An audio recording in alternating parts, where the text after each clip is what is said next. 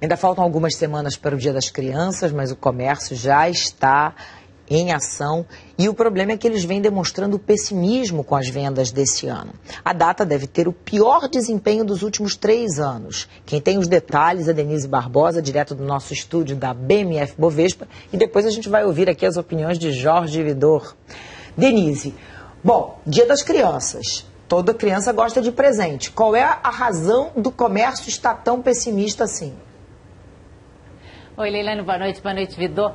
Olha, o que acontece é que no mês de agosto, que é quando as lojas de brinquedos se abastecem, foi justamente na época que a gente teve um dólar bem alto. Quando ele chegou no dia 21 de agosto a R$ 2,45, ficou todo mundo assustado e comprou menos. Bem, falar sobre isso depois de ver o que o Edgar falou, assim, até dá um aperto no coração. Mas o que acontece é o seguinte, hoje em dia as crianças não recebem mais os brinquedinhos comuns, mas ganham smartphones, ganham tablets, as crianças que podem, claro.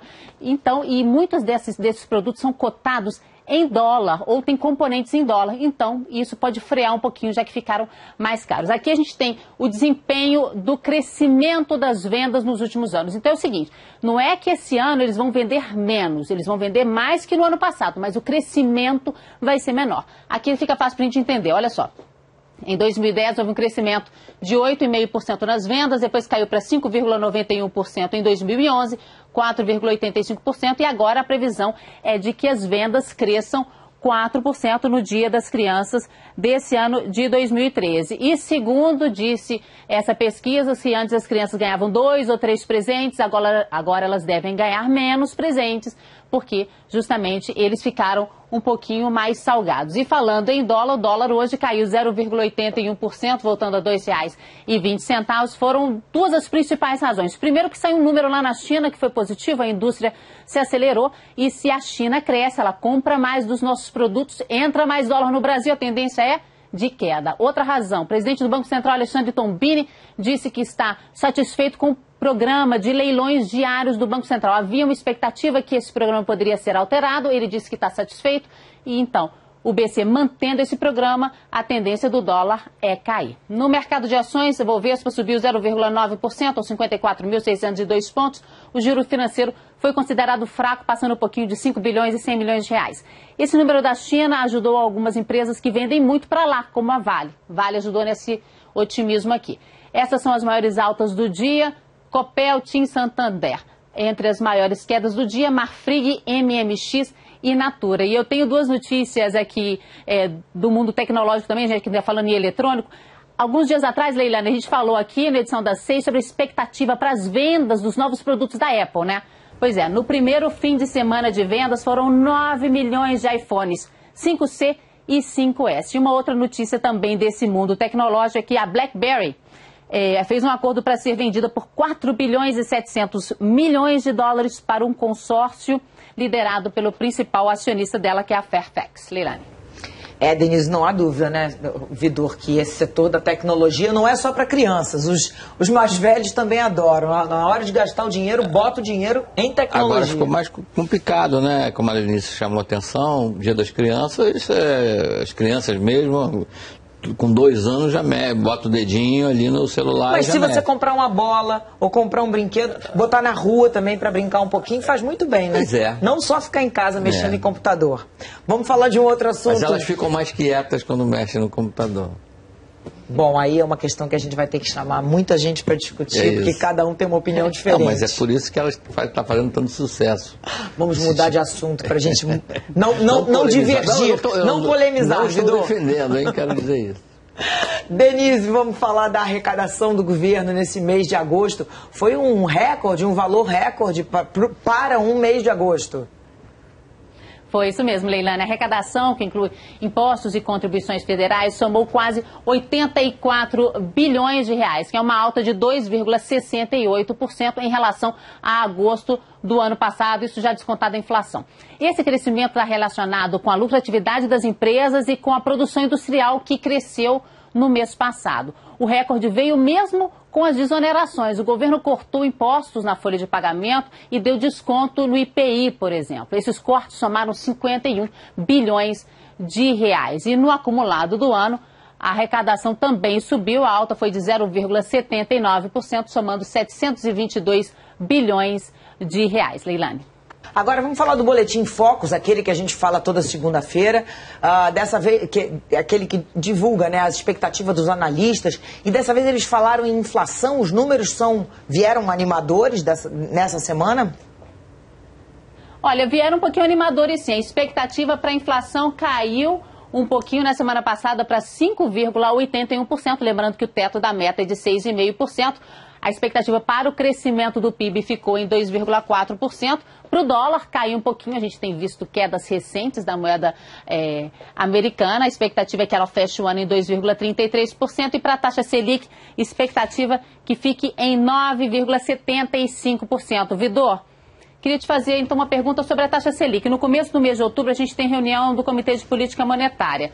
Com essa expectativa menor de inflação aqui, o juro hoje está em 9%, expectativa de 9,75% lá no fim do ano, mas há uma expectativa de aumento agora em outubro, já um pouquinho. Você acha que pode ser reconsiderada a expectativa de aumento, já que a expectativa para a inflação está mais leve? É engraçado, sabe que o ano passado foi 5,84%, né? Então está ali 0-0 por enquanto em relação ao ano passado, e acho que o grande objetivo do governo seria ter uma inflação, mesmo que seja pouco, mas abaixo do ano passado.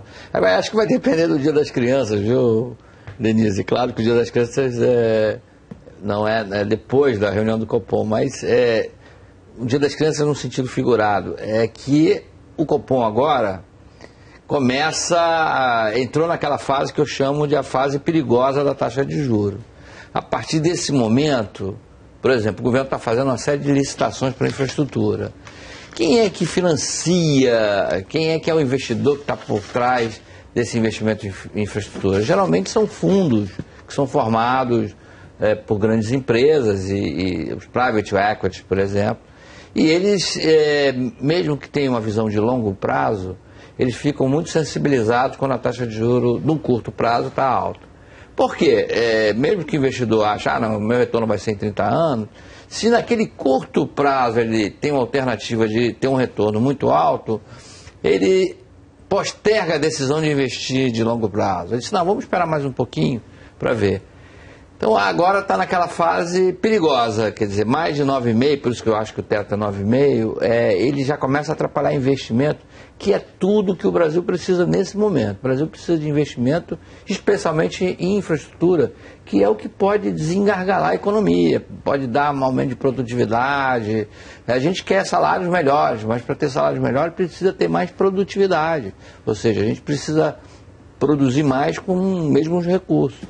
E a infraestrutura que é a base de tudo isso, né? Por onde circulam as coisas, enfim, a energia elétrica, telecomunicações. E se a taxa de juros passa ali dos 9,5%, eu acho que já complica isso. Então, o que eu digo, se o Dia das Crianças for uma euforia, se todo mundo estivesse comprando tudo, né? No sentido figurado, no sentido que a economia estiver muito aquecida, o Banco Central pode elevar a taxa de juros. Mas, por enquanto, eu acho que... Pelo jeito, pelos que disseram os comerciantes, não está tão aquecida eu acho que assim. pode bater no 9,5%, vai agradar todo mundo, agradar o mercado, vai cair essa sua projeção aí, né? Mas o PIB pode subir um pouquinho mais. Chegando no 3%, a gente já podia comemorar. Denise, você tem outra pergunta para o Vidor? Tenho sim. Falando em investimento, né? Amanhã saem os números do investimento estrangeiro direto no mês de agosto. Mas, Vidor, eu queria te fazer uma pergunta sobre a arrecadação. A gente viu aqui a arrecadação recorde para o mês de agosto, já impulsionado pela produção industrial, mas a produção industrial está numa gangorra, ela sobe e desce muito. Qual que é a sua expectativa agora para os próximos meses? Eu acho que a expectativa é de recuperação da arrecadação, que vai ser muito bom, porque o que é que está acontecendo? Os estados e municípios, nesse momento, estão sofrendo muito com uma queda de arrecadação. Porque parte desse dinheiro que você mostrou aí passa para os estados, que por sua vez passa para os municípios. Então eles estão perdendo repasse do governo federal, dinheiro que entra na veia do município, na veia do estado, e estão segurando obra, estão segurando investimento, estão segurando a opção de coisas. E é um período que, naturalmente, eles deveriam estar gastando mais, porque é um período pré-eleitoral, né? Certamente, meses antes da eleição, os governadores que estão para sair ou que estão querendo disputar a reeleição, eles começam a acelerar a obra, porque eles precisam cortar ali a fita. das obras, já que a partir de junho do ano que vem não podem fazer isso, né? Podem continuar fazendo obra, é claro, mas eles já não podem participar das comemorações.